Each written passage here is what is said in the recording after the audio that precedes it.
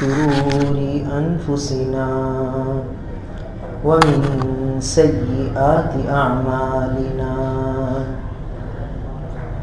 من يهده الله فلا مضل له ومن يضلله فلا هادي له ونشهد أن لا إله إلا الله وحده لا شريك له ونشهد أن سيدنا وسندنا ونبينا وحبيبنا وحبيب ربنا وطبيبنا ومولانا محمدا عبده ورسوله أما بعد فأعوذ بالله من الشيطان الرجيم بسم الله الرحمن الرحيم وذرني والمكذبين أولي النعمة ومهلهم قليلا إن لدينا أنكالا وجحيما وطعاما ذا غصة وعذابا أليما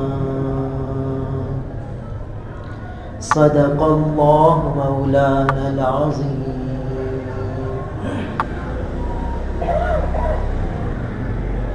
میرے محترم بزرگوں اور عزیز بھائی،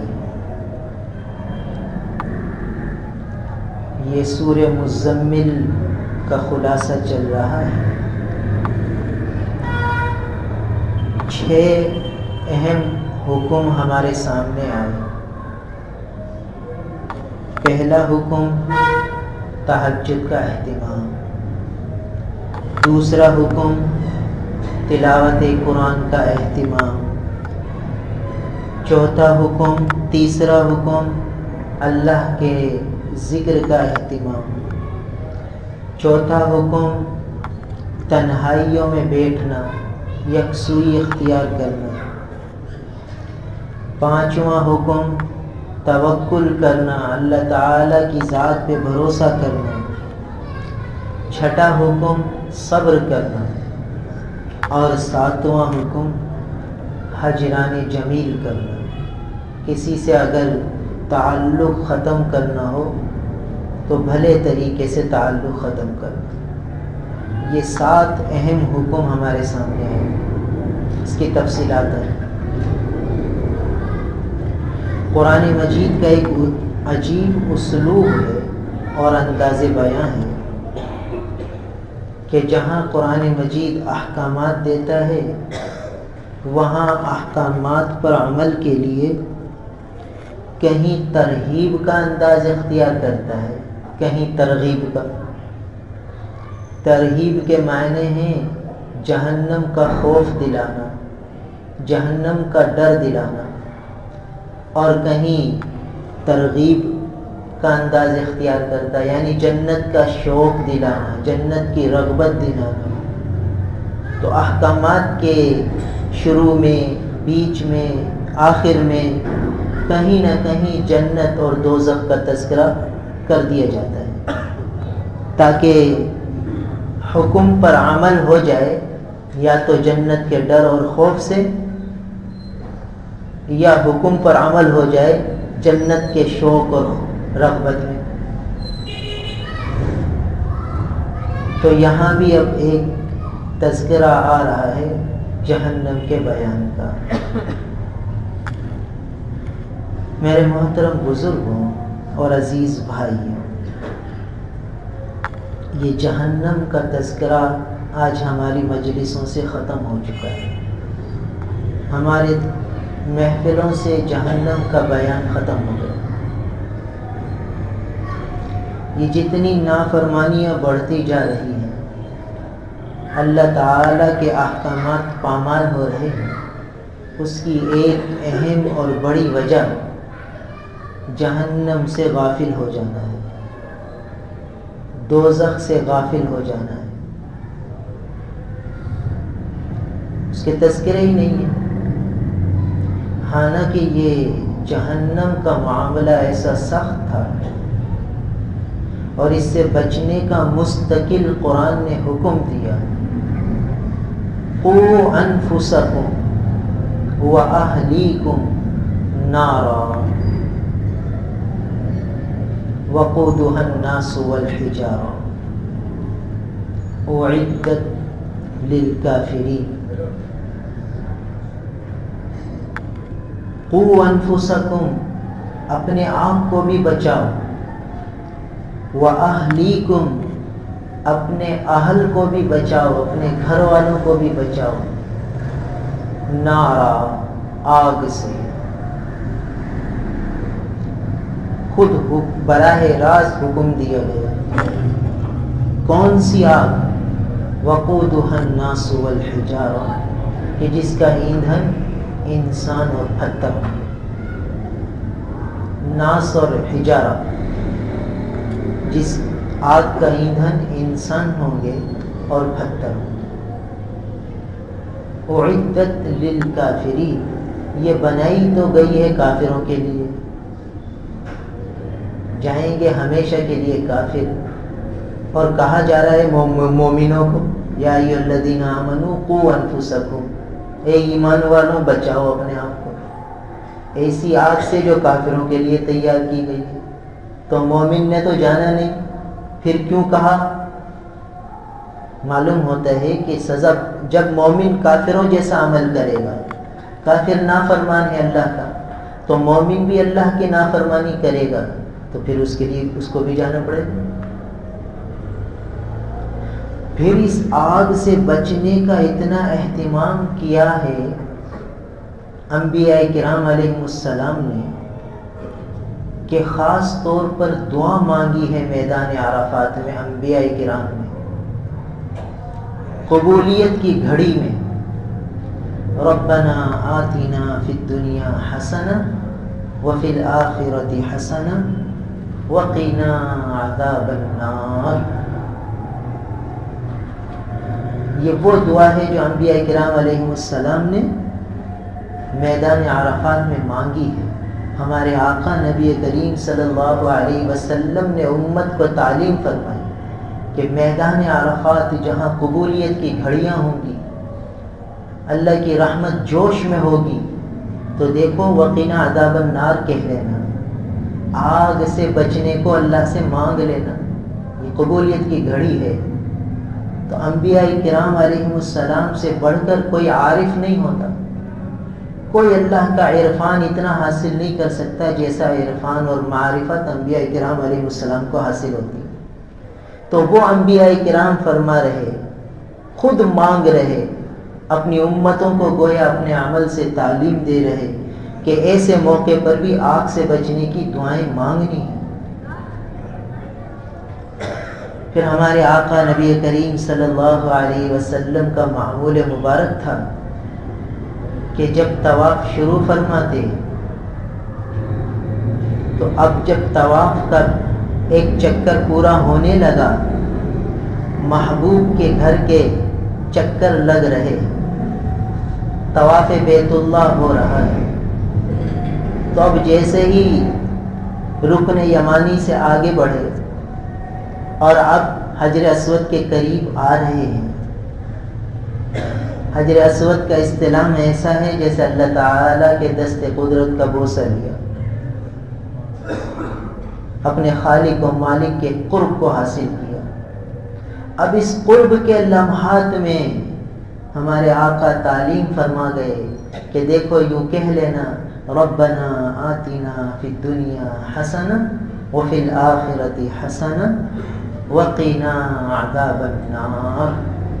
دیکھیے عذاب النار آخری جملہ اس دعا کا، یہ جہنم کی آگ سے بچنے کو مانگنا ہے۔ قبولیت کے لمحات میں مانگنا ہے، قبولیت کے اوقات میں مانگنا ہے، قبولیت کے مقامات پہ مانگنا ہے۔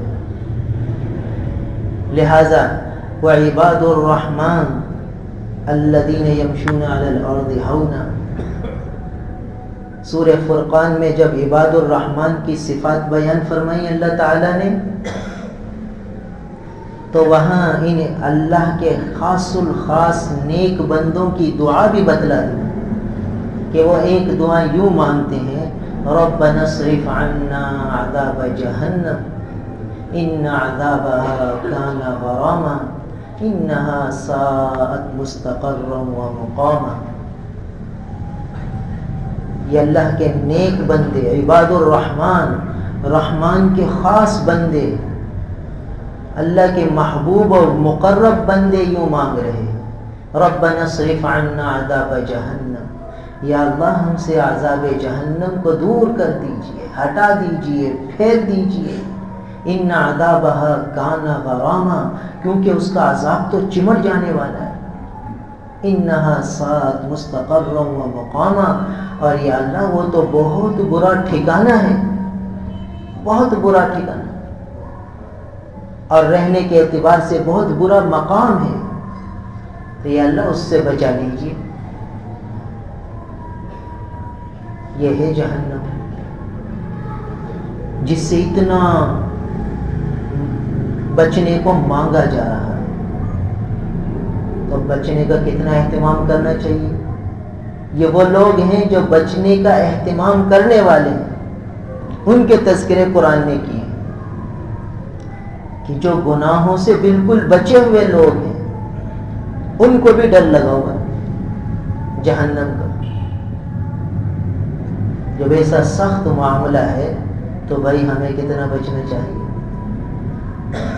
فضائل صدقات میں ایک قصہ لکھا ہے بڑا عجیب، کہ ایک بزرگ فرمانے لگے کہ میں عید کے دن ذرا باہر نکلا تو میں نے دیکھا کہ میدان میں چند بچے کھیل رہے ہیں اخروٹ سے، اور ایک بچہ الگ سے بیٹھا ہوا ہے، نہ وہ کھیل تماشا دیکھ رہا ہے نہ کھیل رہا ہے، بس الگ سے کونے میں بیٹھا ہوا ہے، بچہ ہے چھوٹا سا۔ تو مجھے بڑا ترس آیا کہ چھوٹا سا بچہ اور سب بچے کھیل رہے ہیں، یہ بیچارہ الگ سے بیٹھا ہے، شاید اس کے پاس یہ اخروٹ وغیرہ نہیں ہے، تو چلو میں اس سے پوچھ لوں، اس کو دلا دوں تو یہ بھی بچوں کے ساتھ خوش ہو جائے اور کھیلنے میں لگ جائے۔ تو میں اس بچے کے قریب پہنچا اور میں نے اس سے کہا کہ بیٹا یہ سب کھیل رہے ہیں، آج عید کا دن ہے، تو تم کیوں نہیں کھیل رہے؟ میں تمہیں اخروٹ دلا دوں تو تم بھی کھیل لینا۔ تو بچے نے عجیب جواب دیا، کہنے لگا چچا جان کوئی کھیلنے کے لیے پیدا ہوا، اور یہ کہہ کر اس کی آنکھوں سے آنسو ٹپکنے لگے۔ بزرگ کہنے لگے کہ میں حیران رہ گیا کہ اتنا سا بچہ اور ایسی عجیب بات کہہ رہا ہے کہ کوئی کھیلنے کے لیے پیدا ہوا، اور پھر اب اس کی آنکھوں میں آنسو بھی آ رہے ہیں۔ تو میں نے پوچھا بیٹا تم تو معصوم ہو، تم تو چھوٹے سے ہو، تمہارا تو کوئی گناہ ہی نہیں ہے، تم کیوں اتنا رو رہے ہو؟ کہنے لگا چچا جان جہنم کی آگ کے ڈر سے رو رہا ہوں۔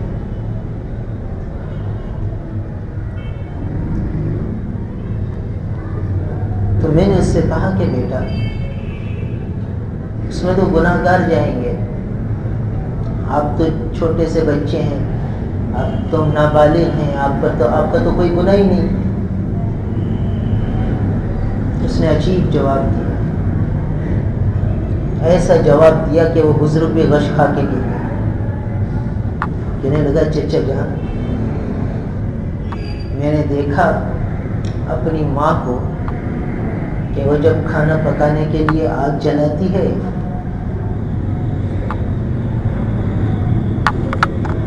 تو پہلے چھوٹی چھوٹی لکڑیوں کو آگ میں ڈالتی ہے.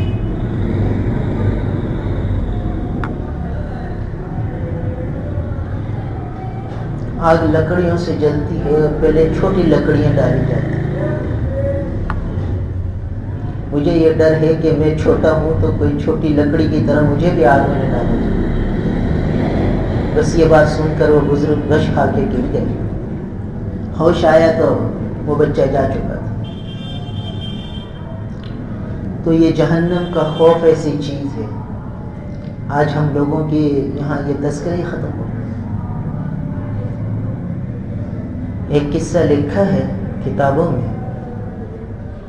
ایک نوجوان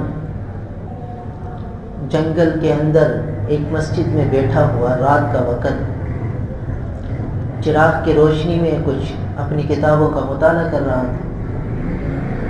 نوجوان، جوانی کا زمانہ، شباب کا دور، جنگل کی تنہائی اور اپنا مطالعہ کر رہا. رات کا وقت، رات کا سناٹا. اس علاقے کے جو بادشاہ تھے اس کی کوئی شہزادی وہ ذرا سیر کو نکلی تو بھٹک گئی راستہ، اور تنے تنہا جوان شہزادی وہ رات کو یہ جنگل بیابان میں اس مسجد میں آ کے دروازہ پیٹا. یہ نوجوان اٹھا اور دیکھا تو ایک خوبصورت لڑکی جوان کہنے لگی میں راستہ بھٹک گئی ہوں اور صبح تک کے لیے مجھے ذرا یہاں قیام کرنا ہے. صبح ہوگی تو میرے گھر والے مجھے ڈھونڈنے نکلیں گے تو آ جائیں گے. اس نے کہا ٹھیک ہے آ جاؤ، بیٹھ جاؤ. اب وہ چلی گئی اندر مسجد میں، وہ کونے میں بیٹھ گئی. بچی بھی ڈری ہوئی، خوف زدہ، سہمی ہوئی، اور یہ جا کے اپنے مطالعے میں لگ گیا.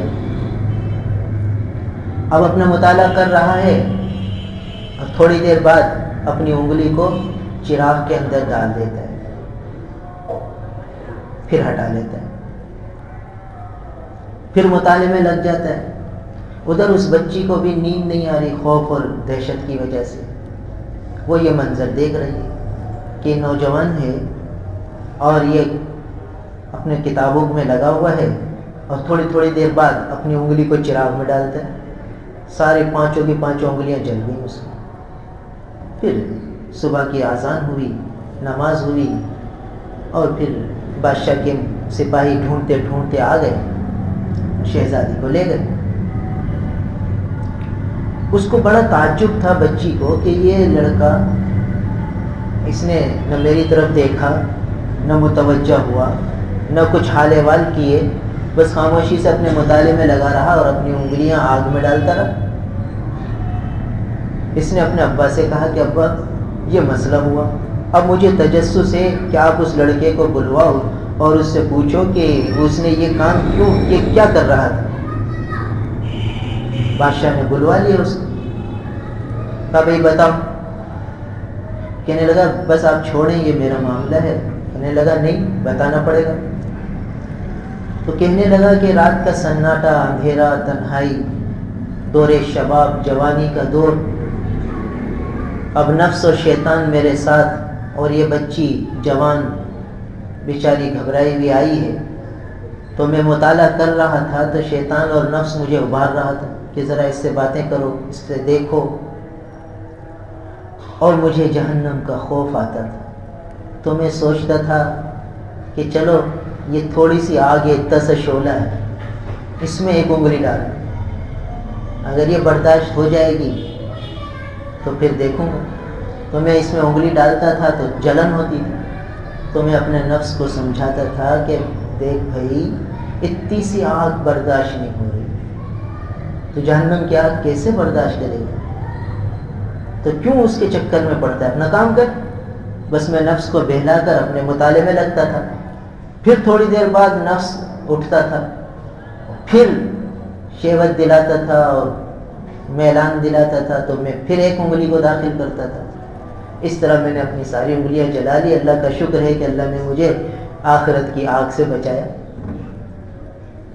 تو جب آخرت اور جہنم کا خوف بیٹھ جاتا ہے آدمی کو، تو ایسے موقع پر جہاں گناہوں کا یعنی گناہ میں مائل ہو جانے کا خطرہ ہوتا ہے، وہاں بھی حفاظت ہو جاتی ہے۔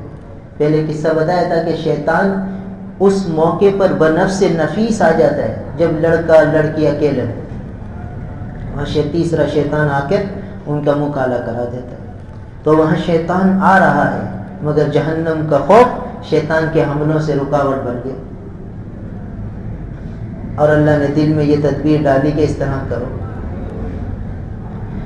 تو یہ جہنم، اس کے تذکرے نہیں ہیں، اس وجہ سے آج ہم سے بے تحاشا گناہ ہوتے جا رہے ہیں۔ جہنم کا خوف جب دل میں آ جائے گا تو پھر گناہوں سے بچنا آسان ہو جائے گا۔ آج ہمارے دلوں میں خوف نہیں رہا جہنم کا۔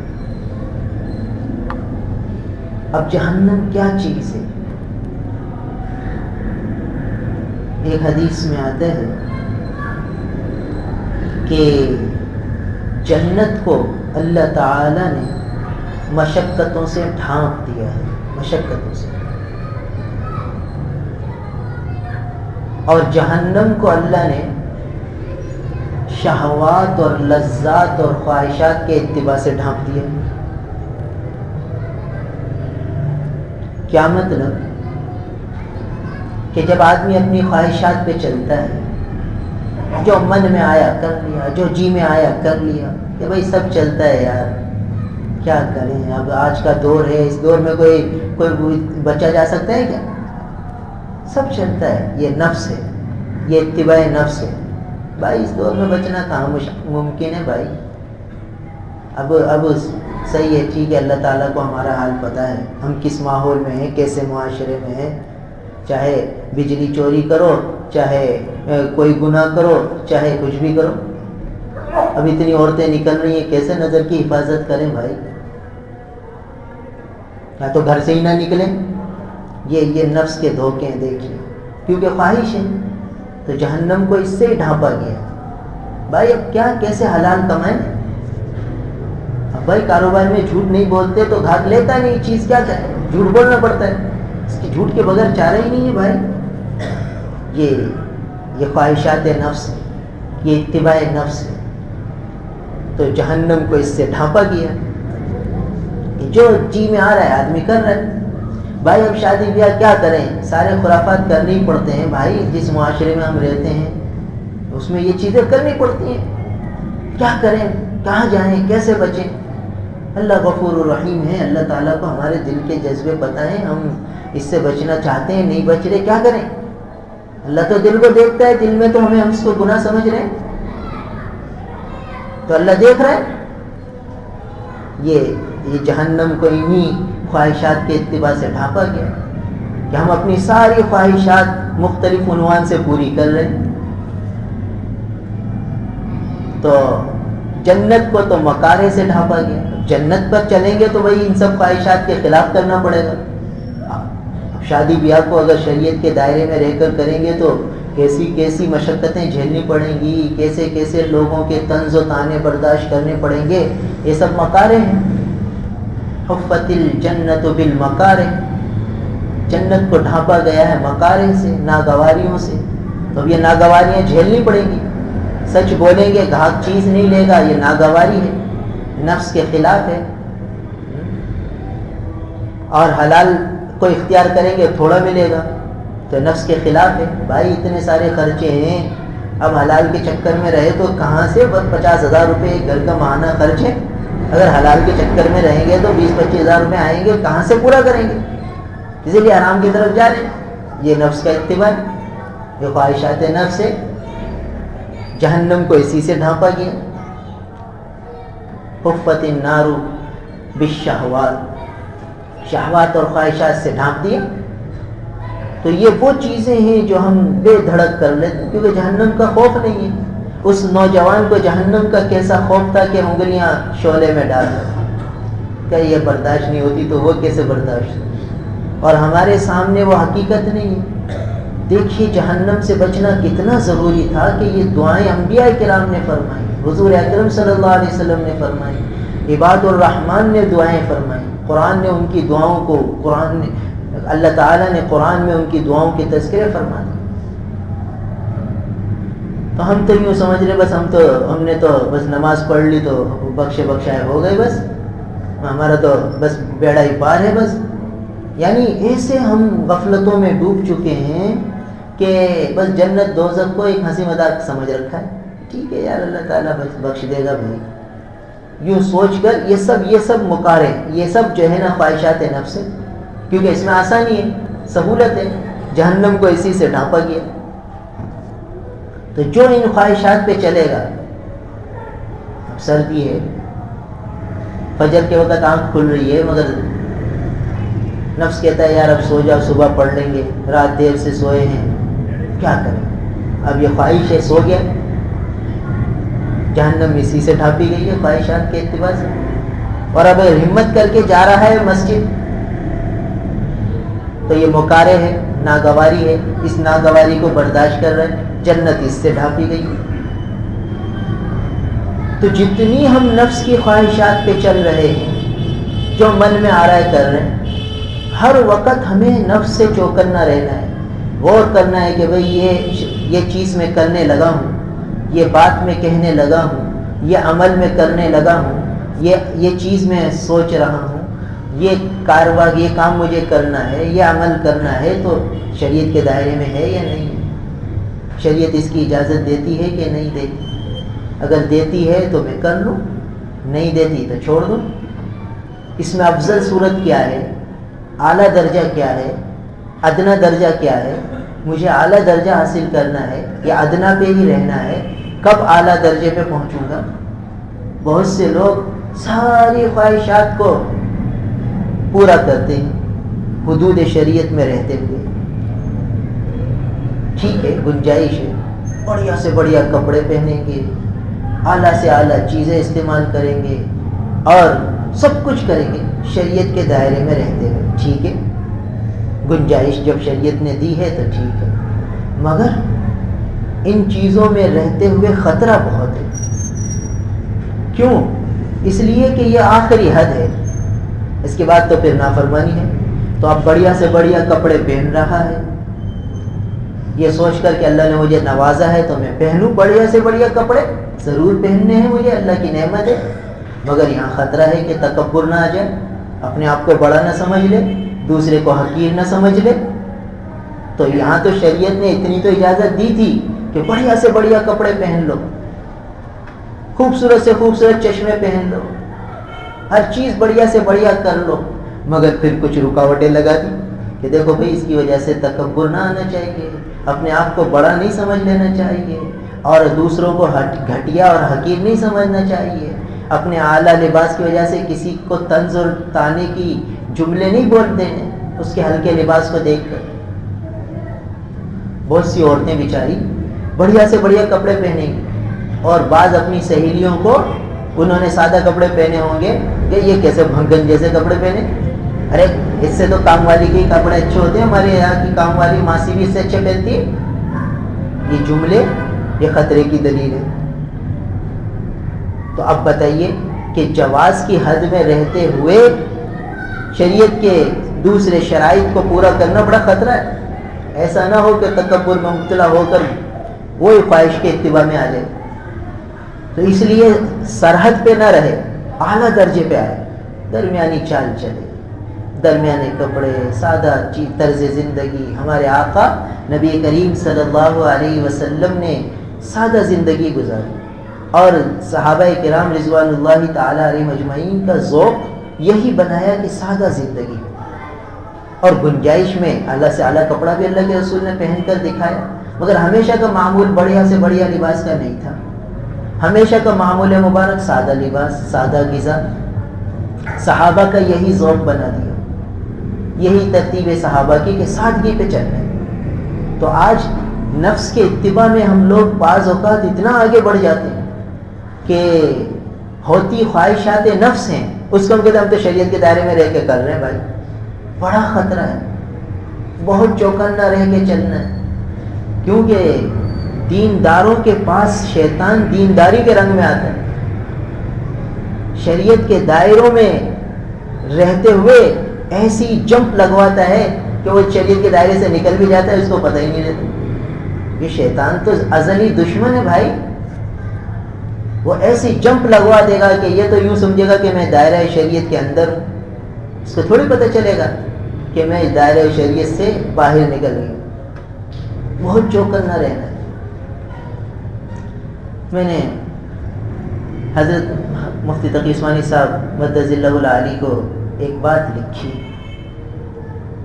کہ حضرت فلاں شخص ایسے ایسا کام کر رہا ہے، تو یہ کام مناسب ہے، اس کو ایسا کرنا چاہیے۔ یہ اللہ والے جو ہوتے ہیں یہ نفس کی چالوں کو، نفس کے مکر کو بتاتے ہیں۔ یہ طبیب ہوتے ہیں، طبیب، یہ مرض پر کو بتاتے ہیں بالکل ایکس رے کر کے کہ دیکھو تمہارے اندر یہ مرض ہے، اس سے بچنا۔ تو ہم تو اپنے آپ کو بہت متقی سمجھنے لگے، اور ایک شخص کے متعلق حضرت سے پوچھ لیا کہ حضرت فلاں شخص ایسے ایسے ایسے کرتے ہیں، تو کیا ایسا کرنا ان کے لیے مناسب ہے، اور یہ اس طرح کا عمل کرنا ہمارے اکابر کا طریقہ ہے جو وہ شخص کر رہے ہیں؟ تو حضرت نے بڑا عجیب جواب لکھا، فرمایا کہ ہمارے اکابر کا طریقہ تو ایسا نہیں تھا، مگر تمہیں ان چکروں میں پڑنے کی ضرورت کیا ہے؟ تم اپنی فکر کرو، تم اس کے چکر میں کیوں پڑتے ہو؟ اس کے چکر میں تم نہ پڑھو، تم اپنی فکر کرو۔ تم سے آخرت میں اس کے متعلق کوئی سوال ہوگا؟ جو تم اس کے عیوب کو دیکھ رہے ہو، یا اس کی خامیوں کو دیکھ رہے ہو، یا اس کا طرز اکابر سے ہٹا ہوا ہونے پر نگاہیں ڈال رہے ہو، اپنے کو تو دیکھو۔ فوراً اپنا مرض بتا دیا کہ بھائی تم خود تو اپنے آپ کو دیکھ لو، دوسروں کی خامیوں پہ نگاہ کرتے ہو، اپنے عیوب کو نہیں دیکھتے۔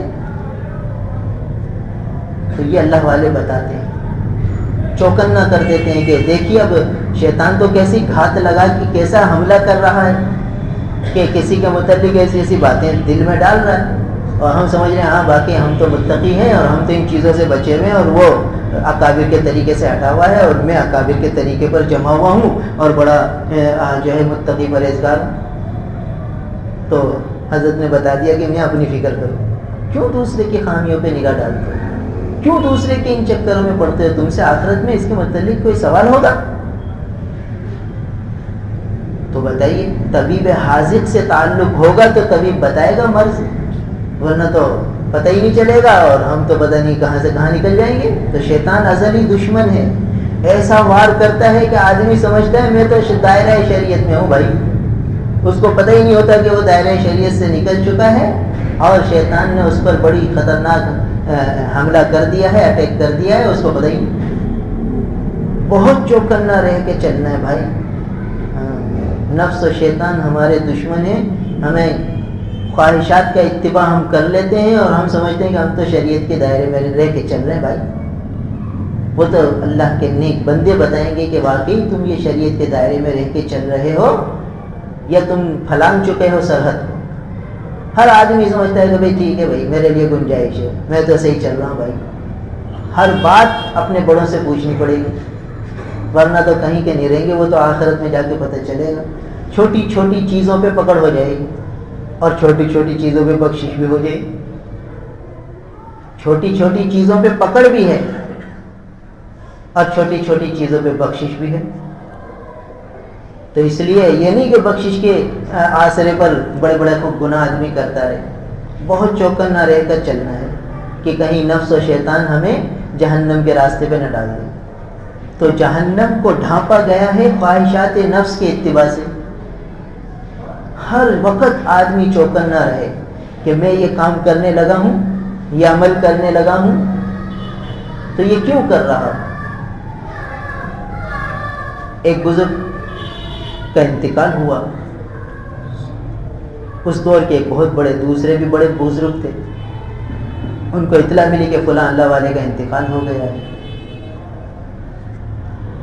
تو شاگردوں نے سوچا کہ آج تو حضرت جائیں گے جنازے میں، حضرت نہیں گئے۔ دنیا میں طنز و طعنہ شروع کر دیا کہ دیکھو تو اتنا بڑا بزرگ بنتا ہے اور اپنے زمانے کے اتنے بڑے ولی کے جنازے میں پہنچا ہی نہیں، اپنے آپ کو پتہ نہیں کیا بڑا سمجھتا ہے۔ جانا چاہیے تھا اس کو، فرض کفایہ ہے، اتنا بڑا بزرگ بنتا ہے اور دیکھو اتنے بڑے ولی کے جنازے میں نہیں گئے۔ اب یہ باتیں شہر میں چلنے لگی، ان کے شاگرد نے بھی پوچھ لیا حضرت سے کہ حضرت اتنے بڑے ولی کے جنازے میں سارا شہر پہنچا ہوا تھا اور آپ نہیں پہنچے، کہ آپ کو تو جانا چاہیے، اور آپ تو چھوٹے سے آدمی کے جنازے میں بھی سب سے پہلے جاتے ہیں، ہم نے تو آپ کی زندگی دیکھی ہے، چھوٹا سا آدمی ہوتا ہے، کوئی جان پہچان نہیں، وہاں آپ جنازے میں چلے جاتے ہیں، اور یہ اتنا بڑا ولی کامل کا جنازہ اور آپ پہنچے نہیں۔ تو فرمانے لگے بھائی میں نے دل میں غور کیا، جانا تو تھا مجھے، مگر میں نے جب دل میں دیکھا تو دل میں یہ داعیہ تھا کہ میں شریک ہوں گا، لوگ میری تعریف کریں گے، تو گویا کہ میں جو جانے لگا لوگوں کی تعریفوں کے لیے جا رہا تھا تاکہ لوگ مجھ پہ طنز نہ کریں، طعنہ نہ کریں۔ تو میرے لیے یعنی شرکت کرنے میں یہ عارض آ رہا تھا کہ بھئی میں تو لوگوں کے لیے جا رہا ہوں، میرا عمل تو خالص اللہ کے لیے ہونا چاہیے، کہ رضا الہی میرا مقصود نہیں تھا۔ اگر میں اس میں شرکت کرتا تو میرے دل میں یہ جذبہ تھا، یہ داعیہ تھا کہ میں شرکت کروں تاکہ لوگ کہیں ہاں بھائی فلاں بھی آئے تھے، فلاں بھی آئے تھے، تو یہ بھی آئے تھے۔ تو میں لوگوں کے لیے جانے لگا تھا، اپنے لیے نہیں جا، اللہ کے لیے نہیں جا رہا تھا۔ تو میں تو کوشش کرتا ہوں کہ ہر عمل اللہ کو راضی کرنے کے لیے کروں، تو میرا یہ عمل شرکت کا اللہ کے لیے نہ ہوتا، تو جب جو عمل اللہ کے لیے نہ ہو تو کس کام کا؟ جو عمل اللہ کے لیے نہ ہو تو کس کام کا؟ اس لیے میں نے جانے سے احتیاط کی، اور یہ تو میرا رب ہی جانتا ہے کہ میں کیوں نہیں گیا۔ تو ایسے اللہ والے تھے جو چوکن نہ رہتے تھے۔ اب دیکھیے بظاہر تو فرض کفایہ تھا، شرکت کرنی تھی، مگر اتنے بڑے عمل سے صرف اس وجہ سے رکے کہ لوگ تو تعریفیں کریں گے ورنہ لوگ برا کہیں گے، تو لوگوں کے برے کہنے سے بچنے کے لیے جا رہا ہوں، ویسے تو نہیں جاتا۔ تو اس لیے بھائی جہنم کو اللہ نے جو ڈھانپا ہے خواہشات کے اتباع سے، جو من میں آ رہا ہے، جہاں میری تعریف ہو وہاں میں چلا جاؤں، جہاں مجھے اچھا سمجھا جائے وہاں میں چلا جاؤں، اور جو ہے جہاں میری واہ واہ ہو وہاں میں چلا جاؤں، تو یہ تو اتباع نفس ہے۔ میں تو یہ دیکھوں کہ میں جو عمل کر رہا ہوں وہ شریعت کے مطابق ہے تو کر لوں، شریعت کے خلاف ہے تو رک جاؤں۔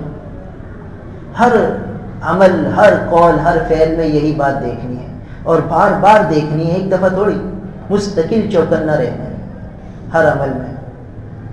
تو پھر نفس کے خلاف ہوگا، جب نفس کے خلاف ہوگا تو ناگواری ہوگی تو جنت کا راستہ آسان ہوگا، کہ جنت کو ڈھانپا ہی ناگواریوں سے، اور جہنم کو ڈھانپا ہے خواہشات کے اتباع سے۔ پھر ایک حدیث میں آتے ہیں کہ ایک شخص جو اللہ کا نافرمان ہے اور اس نے ساری زندگی بڑی عیش و عشرت میں گزاری، بڑی عیش و عشرت، کبھی اس پر کوئی غم نہیں آیا، کوئی پریشانی نہیں آئی، کوئی صدمہ، کوئی تکلیف، کوئی آزمائش، کچھ بھی نہیں ہے، ہمیشہ عیش و عشرت میں اور مزے میں رہا۔ پھر حدیث میں آتے ہیں کہ اللہ تعالیٰ فرشتوں سے فرمائیں گے کہ اس کو ذرا جہنم کی طرف سے گزارو، بس جہنم میں داخل نہ کرو، جہنم کے قریب سے گزارو، کہ وہ جہنم کے مناظر کچھ دیکھ لے، اور کچھ وہاں کی اس کو ہوائیں اور بدبوئیں آ جائیں، بس ایک چکر لگوا دو اس کو، اور پھر واپس لے آؤ۔ اب فرشتے اسے لے کے جائیں گے اور جہنم کے قریب سے گزروا کر واپس لے آئیں گے۔ پھر اللہ تعالیٰ اس سے دریافت فرمائیں گے، ہاں میرے بندے، تو نے کبھی راحت اور چین دیکھا ہے زندگی میں؟ کہا یا اللہ میں نے تو کبھی راحت اور چین دیکھا ہی نہیں، راحت چین کس چیز کا نام ہے وہ تو میں نے دیکھا ہی نہیں۔ یعنی جہنم کا ایک چکر لگانے سے، گیا نہیں ابھی جہنم میں، تو چکر لگوایا، اپنی دنیا کی عیش و عشرت کو سب کو بھول جائے، ایسی خطرناک جگہ ہے۔ بتائیے اس سے بچنے کا ہم کیا اہتمام کر رہے ہیں؟ اور ایک شخص جو نیک ہوگا ساری زندگی اس پریشانیوں میں گزاری، اسی حدیث میں دوسرا حصہ ہے، ساری زندگی تکلیفوں میں، پریشانیوں میں، آزمائشوں میں، الجھنوں میں گزار دی، تھا نیک بندہ اللہ کا، تکلیفیں ہی تکلیفیں، مشقتیں ہی مشقتیں، آزمائشیں ہی آزمائشیں، غم صدموں میں ساری زندگی بیچارہ گزار گیا، تھا اللہ کا فرما بردار۔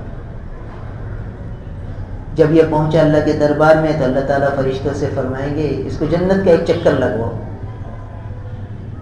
جنت کا چکر لگوا دو، اس کو جنت میں داخل نہیں کرو، بس چکر لگوا دو۔ اب وہ جب جنت کی بہاریں دیکھے گا، وہاں کی ٹھنڈکیں دیکھے گا، وہاں کے خوش منظر دیکھے گا، تو پھر واپس اللہ کے دربار میں لایا جائے گا، اس سے پوچھا جائے گا کہ بھائی کبھی تو نے مشقتیں تکلیفیں دیکھی ہیں؟ یا اللہ میں نے تو کبھی مشقتیں دیکھی ہی نہیں۔ یعنی جنت کے نظارے سے ایسا خوش ہو جائے گا، ایسا دل بہل جائے گا کہ دنیا کی ساری مشقتیں بھول جائے گا، حالانکہ کبھی اس نے راحت دیکھی نہیں تھی، مگر جنت کی راحتیں ایسی ہیں۔ تو ان راحتوں کے لیے ہم کیا کر رہے ہیں، کیا تیاری کر رہے ہیں؟ آج بڑا موقع ملا ہوا ہے، آج بڑا وقت ہے ہمارے پاس، ہم موبائلوں میں لگ کر، نیٹ پہ بیٹھ کر، اخبارات کے چکروں میں کتنے لمحات زندگی برباد کر دیتے ہیں۔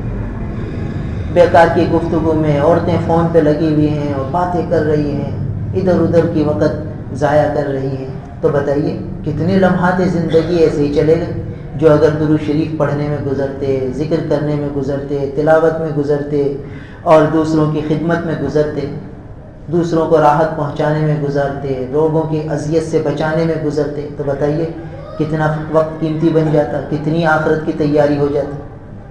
مگر چونکہ کچھ احساس ہے ہی نہیں اس طرف جانے کا، کہیں اب یہ منزل بھی ہم نے جانی ہے، اور ہمارا حال یہ ہے، میں تو اپنا ہی بتاؤں کہ جب ہم یہ دیکھتے ہیں کہ بھئی فلاں وزیر نے، فلاں حکومت والے نے یہ کرپشن کیا، یہ کیا، تو ہم سوچتے ہیں یار اس کو مرنا نہیں ہے، آخرت میں کیا جواب دے گا؟ ہم یوں سوچتے ہیں کہ ایسا اس نے اتنا کر لیا، اتنا پیسہ کما لیا، آخرت میں اس کو جواب نہیں دینا۔ ہم اس کی طرف، ہماری نگاہ اس کی طرف چلی جاتی ہے۔ حدیث بات یہ تو سر دنیا کی چوریاں کر رہے ہیں، حدیث میں آتا ہے کہ بدترین چوروں میں بدترین چور وہ ہے جو نماز میں چوری کر لے۔ چوروں میں بدترین چور، ہمارے آقا نبی کریم صلی اللہ علیہ وسلم فرمانے کہ بدترین چور وہ ہے جو نماز میں چوری کر لے۔ صحابہ نے دریافت کیا اللہ کے رسول، نماز میں چوری کس طرح ہوتی ہے؟ فرمایا رکوع صحیح نہ کرے، سجدہ صحیح نہ کرے، قومہ صحیح نہ کرے، جلسہ صحیح نہ کرے، تو یہ نماز کی چوری ہے، تو اس کو بدترین چور کہا ہے۔ تو میں یہ نہیں سوچتا کہ میں کتنی بدترین چوریوں میں مبتلا ہوں، میری نماز کوئی اللہ کے دربار میں دکھانے کے قابل ہے؟ نہ میرا سجدہ صحیح، نہ میرا رکوع صحیح، نہ قومہ صحیح، نہ جلسہ صحیح، میں تو نماز پڑھ کر بھی بدترین چور بن کے دربار الہی سے نکل رہا ہوں، اور میں کہہ رہا ہوں کہ وہ بڑے کرپشن کے میں مبتلا ہے۔ بھائی میں کتنا بڑا کرپشن کر رہا ہوں نماز کے اندر، میں اپنے کرپشن کو تو نہیں دیکھ رہا، میری نگاہ ان پر ہی دوسروں کے عیوب پہ جاتی، دوسروں کے عیوب، میں اپنی چوریوں کو تو نہیں دیکھ رہا جس کو حضور نے بدترین چور فرمایا۔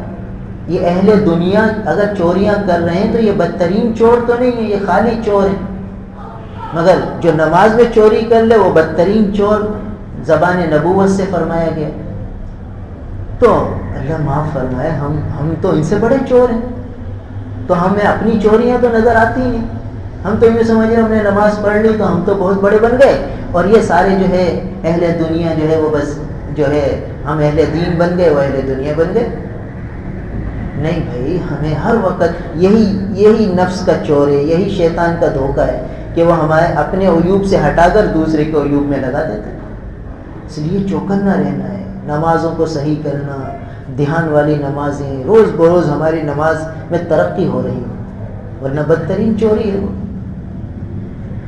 اور ایسے ہی ذکر، تلاوت، دوسروں کے حقوق کی ادائیگی، بھائی وہ ان لوگوں کے عیوب ہمیں نظر آ رہے ہیں، ہم لوگوں کو کتنا ستا رہے ہیں، ہماری بیوی کو ہماری ذات سے کتنی اذیت پہنچ جاتی ہے، ہمارے جملے ایسے بعض اوقات ہو جاتے ہیں جو اس کا دل جلا کے رکھ دیتے ہیں، ہمیں پتہ ہی نہیں ہم اس کا دل جلا بیٹھے، ہمیں پتہ ہی نہیں ہم اپنے بھائی کو کیا جملہ بول گئے جس نے اس کا دل چیر کے رکھ دیا، ہمیں پتہ ہی نہیں ہم اپنے والد کو والدہ کو کیا جملہ بول گئے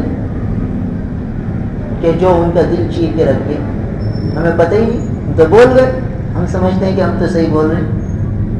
بعض اوقات آدمی کہتا ہے میں تو حق بولتا ہوں، حق سے میں ڈرتا نہیں بھائی، میں حق بولتا ہوں، اور حق بولنے میں نامعلوم کتنے جملے و طنزیہ ایسے بول دیتا ہے جو ناحق ہوتے ہیں، اس کو پتہ ہی نہیں کہ میں ناحق بھی بول گیا، وہ سمجھ رہا ہے میں تو حق سنا رہا ہوں، میں کسی سے ڈرتا ورتا نہیں ہوں بھائی، جو سیدھی بات ہوتی ہے کہتا ہوں، یہ کہہ دیتے ہیں بھائی فرشتے لکھ رہے ہیں، سب جملے لکھ رہے ہیں ہمارے، اس لیے ہمیں چوکنا رہنا ہے۔ جب آدمی اپنے عیوب کو دیکھے گا تو ہم خود اپنے آپ کو مجرم سمجھیں گے، ہم سب خواہشات کے بندے بنے ہوئے ہیں، جہنم کی طرف اللہ معاف فرمائے جا رہے ہیں، تو ہمیں فوراً وہاں جانے سے بریک لگانا ہے اور پھر یو ٹرن لے کر جنت کی طرف جانا ہے، خواہشات کے خلاف کر کے شریعت کے دائرے میں رہتے ہوئے ہر عمل کو کرنا ہے۔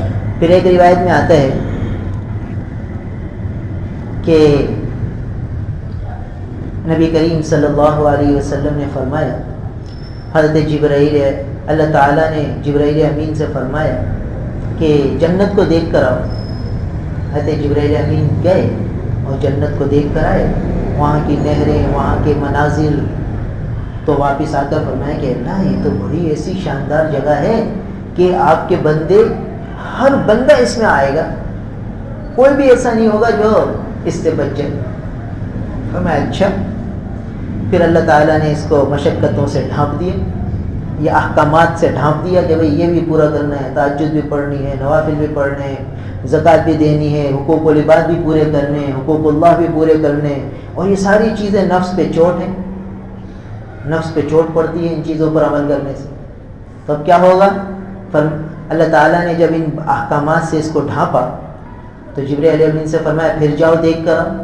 اب جب دیکھا تو اس پر تو احکامات کی باڑ لگی ہوئی ہے کہ یہ احکامات پورے کریں گے تو اندر جائیں گے ورنہ نہیں جا سکیں گے۔ فرمایا کہ یا اللہ یہ تو پھر تو کوئی بھی نہیں جا سکے گا، اس میں ایسا دکھ رہا ہے کہ یہ جو باڑیں لگی ہوئی ہیں، بندہ کمزور ہے، پھر تو کوئی بھی نہیں جا سکے گا۔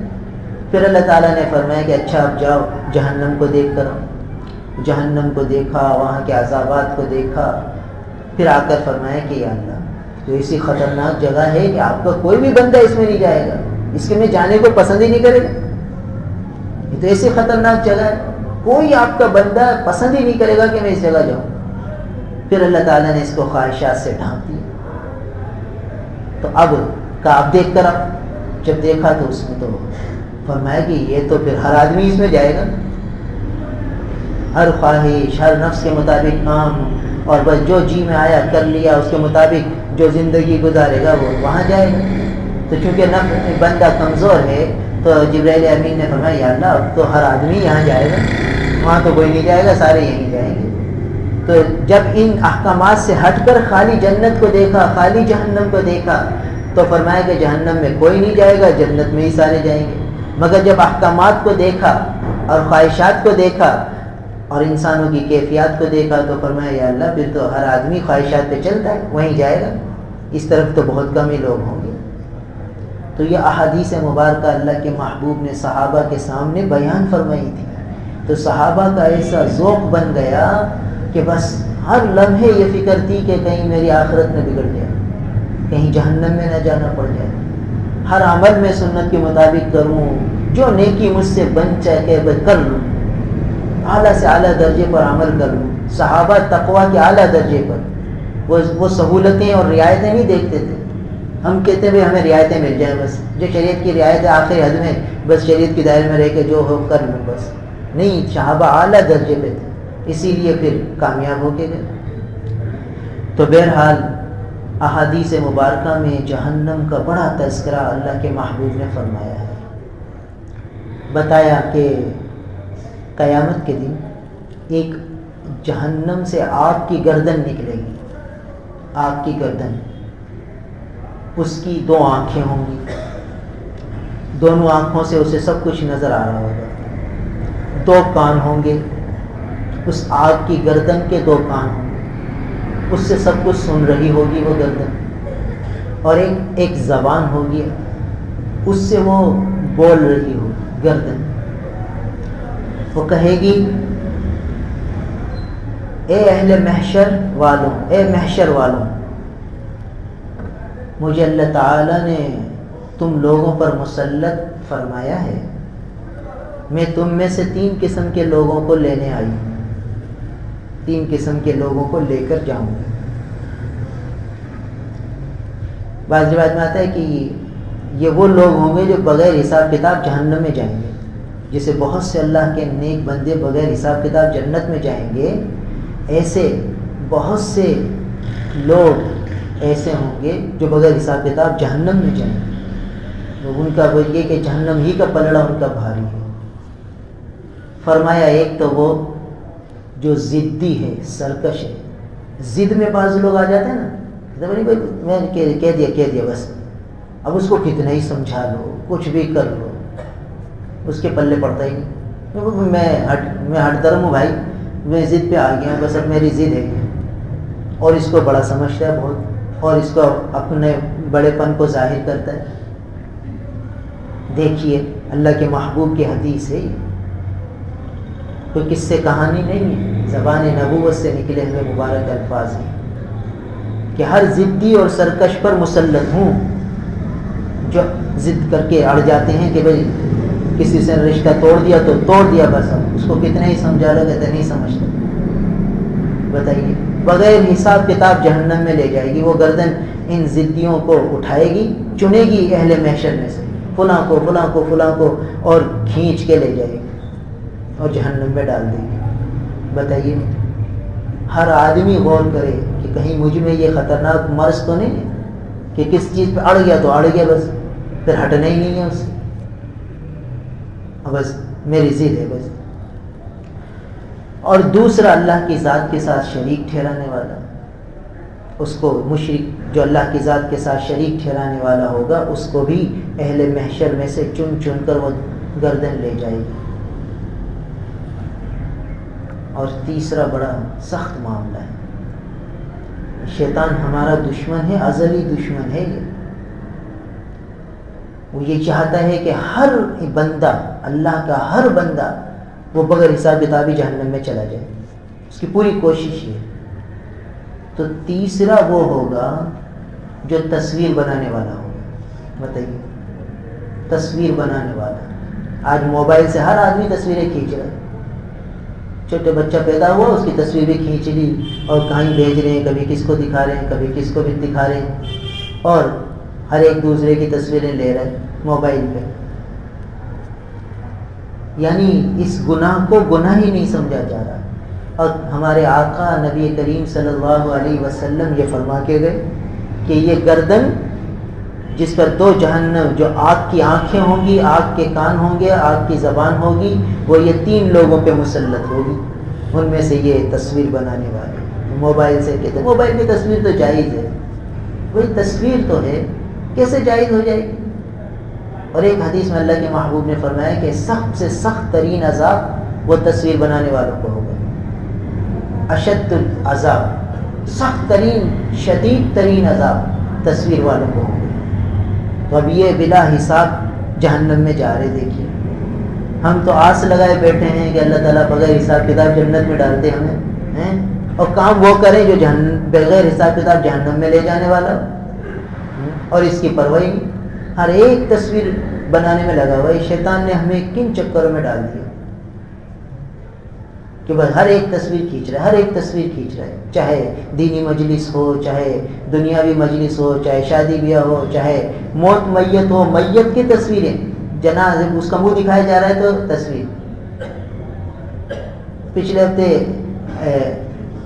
ہاسپٹل میں جانا ہوا بچے کی کان میں اذان دینے کے لیے، تو ایک صاحب آ گئے کہ بھائی میرے بچے کو بھی اذان دے دو، تو ہم اذان دینے لگے تو وہ تصویر لینے لگے کہ چلو بھائی بچے کی کان میں اذان ہو رہی ہے تو یہ تصویر بھی لے۔ میں نے کہا بھائی ایسا کیوں کر رہے؟ یعنی اتنا عام ہو گیا، اتنا عام ہو گیا کہ معیو بھی نہیں، اے بھی نہیں.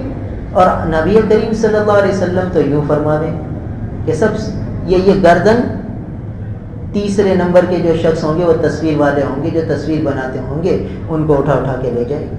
پہلے تو بہت کیمرہ ہوتا تھا، کوئی ایک آدمی جاتا تھا کیمرے والے کے پاس، وہ تصویر نکالتا تھا. تو ہر موبائل میں کیمرہ ہے، ہر ایک تصویر بنانے کے چکر میں اس کو عیب بھی نہیں سمجھتے، اس کو برائی نہیں سمجھتے، اس کو گناہ ہی نہیں سمجھتے. یہ شیطان کا داؤ ہے کہ گناہ کو اتنا عام کر دو، اتنا عام کر دو کہ گناہ کا گناہ ہونا ہی ذہن سے ختم ہو جائے. جب گناہ کا گناہ ہونا ہی ذہن سے ختم ہو جائے گا تو توبہ کس چیز کی کرے گا اور اس گناہ سے بچے گا کیسے؟ وہ کہے گا یار یہ تو اب سیکھے، علماء نے اجازت دے دی بھائی تصویر بنانے کی، ڈیجیٹل تصویر تو جائز ہے. بس بھائی جن علماء نے ڈیجیٹل تصویر کو جائز قرار دیا ان کا فتویٰ تو پڑھو، کن شرائط کے ساتھ جائز قرار دیا. شرائط کو سب نے ہٹا دیا. ڈیجیٹل تصویر تو جائز ہے بھائی، مفتی تقی صاحب کا فتویٰ ہے، فلاں حضرت کا فتویٰ ہے، آج تو علماء نے اس کی اجازت دے دی ہے. بھائی علماء نے ایک تحقیق بیان کی ہے اور پھر اس میں بھی تصویر کے شرائط بیان کی ہیں کہ کن کن شرطوں میں اس کی گنجائش ہوگی. اب شرائط تو ہٹا دی، اب ڈیجیٹل تصویر جائز ہے. اور بھائی اب نکالو، خوب تصویریں بناؤ، خوب تصویریں بناؤ، کوئی ایک کی بات ہی. تو یہ جو جہنم کی گردن آئے گی جہنم میں سے بغیر حساب کتاب لے جائے گی. اب بتاؤ بھائی، اللہ ہم سب کی حفاظت فرمائے. اور بھائی حفاظت جب فرمائے جب ہم خود بچنے کا اہتمام کریں.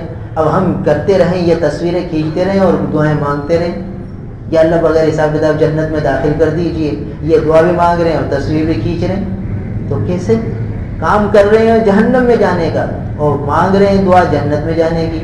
ٹکٹ لے رہے ہیں کراچی جانے کا اور بیٹھ رہے ہیں لاہور کی گاڑی میں اور دعا کر رہے ہیں یا اللہ کراچی پہنچا دے، یا اللہ کراچی پہنچا دے.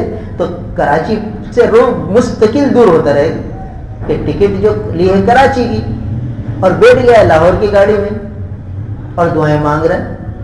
تو بتاؤ بھائی یہ دعا اس کو کراچی پہنچا دے گی؟ تو ہم تصویریں کھینچتے رہیں اور اللہ سے یوں کہیں اللہ بغیر حساب کتاب جنت میں داخل کر دے، بغیر حساب کتاب جنت میں داخل کر دے. دعائیں یوں کر رہے ہیں اور عمل وہ کر رہے ہیں جو بغیر حساب کتاب جہنم میں لے جانے والا ہوں. تو یہ گردن تصویر والوں کو لے جائے گی. اس لیے بھائی بہت احتیاط کرنی ہے، بہت چوکنا رہنا ہے. جہنم کا معاملہ بڑا سخت ہے، بڑی جو ہے شدت کے عذاب کا تذکرہ قرآن نے بھی فرمایا ہے جہنم کا، اور اللہ کے محبوب کی احادیث مبارکہ میں بھی آیا ہے. تو یہاں اس آیت میں بھی جہنم کا کچھ تذکرہ تھا، اس لیے کچھ یہ مضمون جہنم کے متعلق عرض ہوا. آج 26ویں شب ہے ربیع الثانی کی. ربیع الثانی کی آج 26ویں شب ہے. اب 3 دنوں کے بعد جب منگل کا دن ہوگا تو بھئی وہی ماہانہ سنتیں ہمارے آقا نبی کریم صلی اللہ علیہ وسلم کی ہر سنت، یومیہ سنتوں کو بھی زندہ کرنا ہے اور ماہانہ سنتوں کو بھی زندہ کرنا ہے. اس کا بار بار تذکرہ کرنا ہے تو ہمیں یاد آ جائے گا انشاءاللہ. جب تذکرہ کریں گے تو یاد آ جائے گا. تو منگل کے دن جب مغرب کی نماز ہو تو چاند دیکھنے کی سنت اور چاند کی دعا پڑھنے کی سنت. تو یہ 2 سنتیں آج مٹ چکی ہیں مسلمانوں سے. اگر ہم اس کو زندہ کریں گے تو انشاءاللہ 100 شہیدوں کا ثواب بھی ملے گا. تو اس کو خوب تذکرہ کریں، لوگوں کو بتائیں تاکہ ہمیں یاد آ جائے. اور جب ہم چاند دیکھ رہے ہوں تو اور لوگ کبھی کیا کر رہے ہیں، میں چاند دیکھ رہے ہیں، اچھا سب کو یاد آ جائے کہ ہاں اسلامی تاریخ کا آج پہلی شب ہونے والی ہے اور آج ربیع جمادی الاول کا چاند آج نظر آنے والا ہے. سب کو محسوس ہونے لگے کہ ہاں بھائی یہ چاند دیکھ رہے ہیں اور ربیع ثانی کا مہینہ ختم ہو رہا ہے اور جمادی الاول کا مہینہ شروع ہو رہا ہے. تو ایک عام فضا بن جائے اسلامی تاریخ کو یاد رکھنے کی. اللہ تعالی ہم سب کو عمل کی توفیق عطا فرمائے. الحمد للہ رب العالمین، الحمد للہ رب العالمین، الحمد للہ رب العالمین، والعاقبۃ للمتقین، والعاقبۃ للمتقین، والعاقبۃ للمتقین. یا اللہ، آپ کے محبوب نے فرمایا ہے کہ عاقبۃ للمتقین، اچھا انجام تو متقین ہی کا ہوگا. اپنے فضل و کرم سے ہمیں بھی متقین میں شامل فرما لیجیے. الصلاۃ والسلام علی رسولہ محمد وآلہ واصحابہ اجمعین. ہمارے آقا نبی کریم صلی اللہ علیہ وسلم پر کروڑوں رحمتیں نازل فرما دیجیے، ان کی آل پر، ان کی اولاد پر، ان کی بیٹیوں پر، ان کی ازواج مطہرات پر کروڑوں رحمتیں نازل فرما دیجیے، اربوں رحمتیں نازل فرما دیجیے، ان کے صحابہ پر کروڑوں رحمتیں نازل فرما دیجیے، حضور کے عشاق جو آج تک دنیا میں آئے ان سب پر کروڑوں رحمتیں نازل فرما دیجیے، ہمیں بھی اپنے محبوب کی سچی محبت دے دیجیے۔ ہم اپنی جھوٹی زبانوں سے کہہ رہے ہیں، اپنے نفاق بھرے دل سے کہہ رہے ہیں، آپ ہمیں سچی محبت سے نواز دیجیے۔ یا اللہ اس حال میں ہماری موت آئے کہ آپ کے حبیب کی محبت ہمارے دل کی گہرائیوں میں اتری ہوئی ہو، آپ کے حبیب کی سچی محبت ہمارے رگ و ریشے میں پیوست ہو۔ اس حال میں اے اللہ ہمیں موت دیجیے، جب تک یہ محبت ہم میں نہ آئے ہمیں دنیا سے نہ اٹھائیے، اپنے حبیب کی سچی محبت دے کر ہی اپنے پاس بلائیے۔ ہمارے پاس کوئی عمل نہیں ہے یا اللہ جنت میں جانے والا اور جہنم سے بچنے والا۔ ہم اپنی نگاہوں، اپنے اعمال پر نگاہ ڈالتے ہیں تو اتباع نفس، اتباع خواہش ہی نظر آتی ہے۔ جہنم والے راستے پر چلنا ہمیں اپنا نظر آ رہا ہے۔ کوئی عمل ایسا نہیں جو آپ کی بارگاہ عالی میں قبولیت کے قابل ہے۔ تو نماز پڑھ کر بھی بدترین چور بن کے نکلتے ہیں۔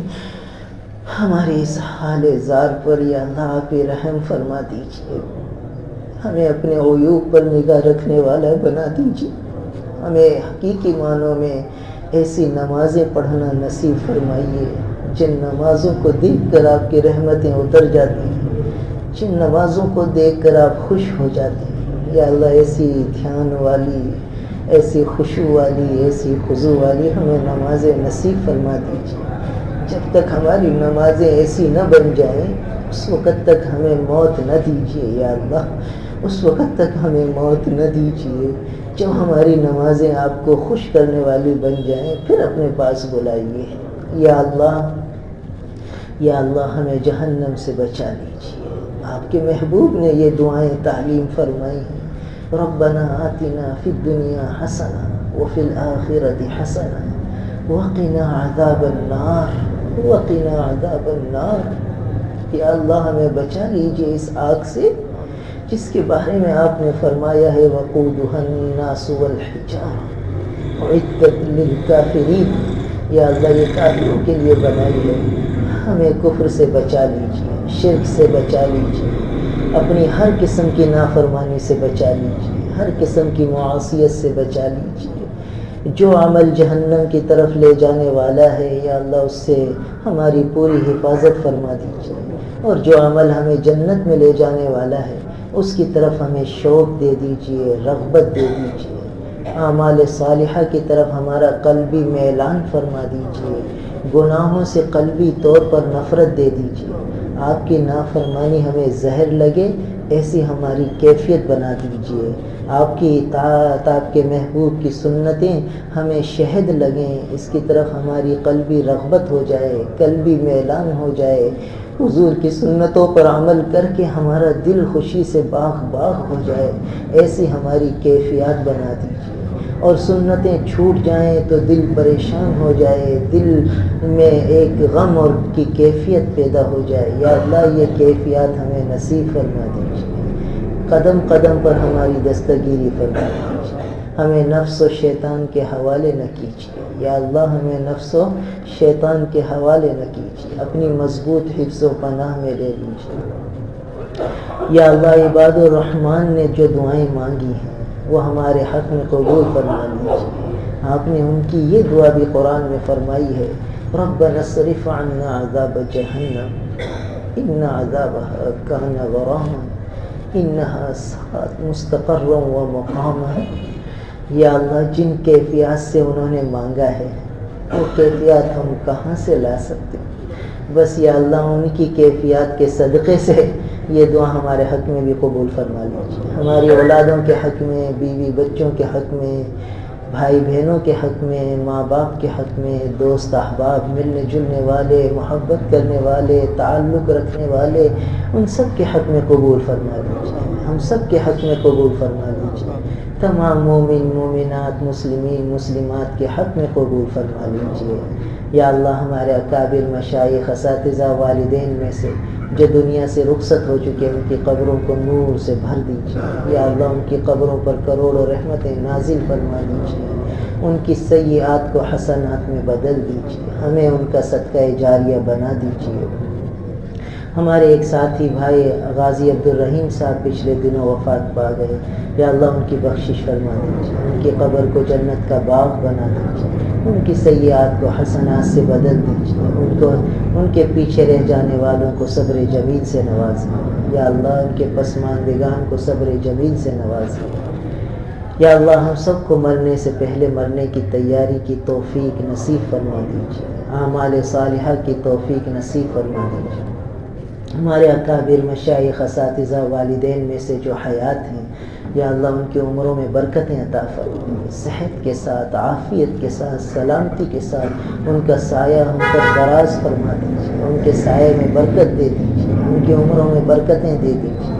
اے اللہ ہمیں ان کی خدمت کی سعادت سے نوازیے، ان کی دعاؤں سے ہمیں محروم نہ فرمائیے، کرم فرما دیجیے، فضل فرما دیجیے۔ یا اللہ کراچی کا اجتماع چل رہا ہے، یا اللہ کتنے فرزندان توحید ایک آسمان کے نیچے جمع ہوئے ہیں، آپ کے دین کی نسبت سے جمع ہوئے ہیں، یا اللہ اپنے گھروں کو چھوڑا، اپنی راحت آرام کو چھوڑا، کاروبار کو چھوڑا، بیوی بچوں کو چھوڑا، اور اے اللہ وہاں مٹی میں، جنگل میں، میدان میں آ کر جمع ہوئے ہیں، یا اللہ ان کی محنتوں کو قبول فرما لیجیے۔